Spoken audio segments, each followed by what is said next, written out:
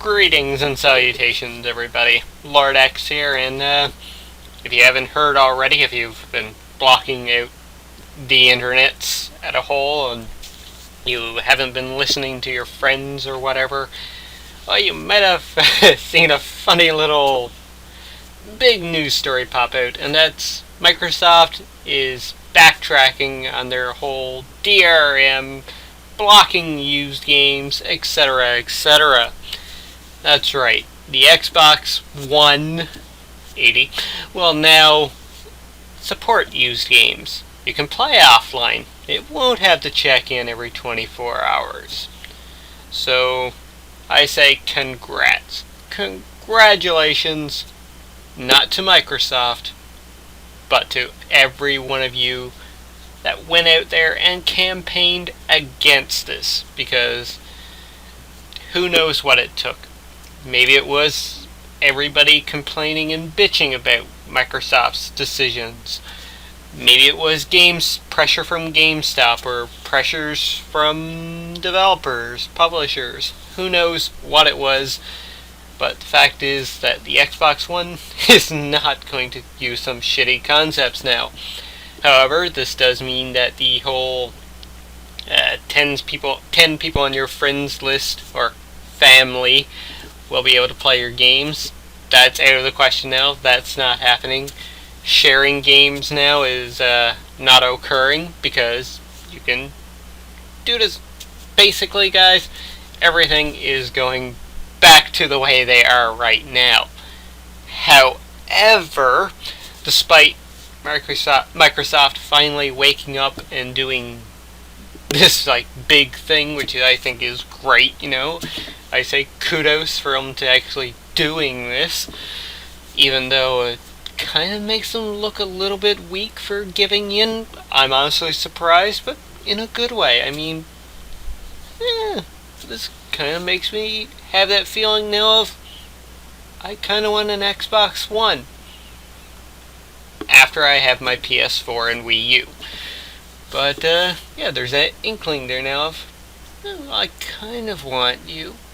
But here's the other thing, guys, what I was just about to mention. Kinect. They mentioned nothing on Kinect here, so it appears like you will still require Kinect to be plugged in, even though it has an offline mode, and I say that with quotations. And there's still the indie developer thing, where indie developers still looks like they have to get publishers. They cannot self-publish for their games, and they're going to have to pay for updates to their games, so there's still that big issue lingering there. And as many people have been advising, and I will advise you as well, be diligent on this. Be cautious. Just because Microsoft has decided not to use DRM now and decided not to block used games now doesn't mean that they'll do so in the future. All of this is still subject to change.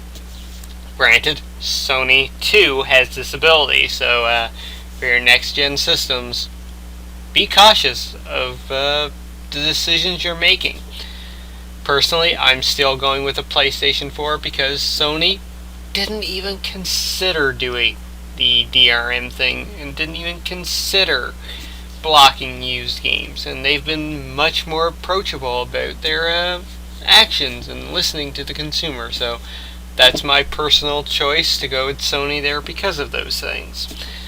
If you want to go with an Xbox One now, by all means do so. Just be wary. Keep your eyes open and your ears to the ground, because who knows what will happen from now until the consoles launch, and from when the consoles launch to a couple of years down the road.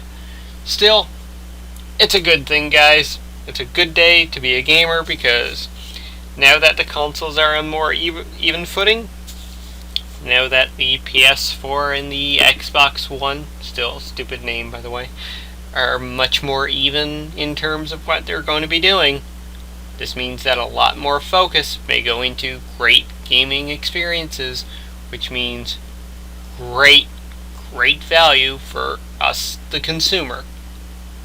So there you go. And that wraps up this video. I shall catch you later. Thanks for watching.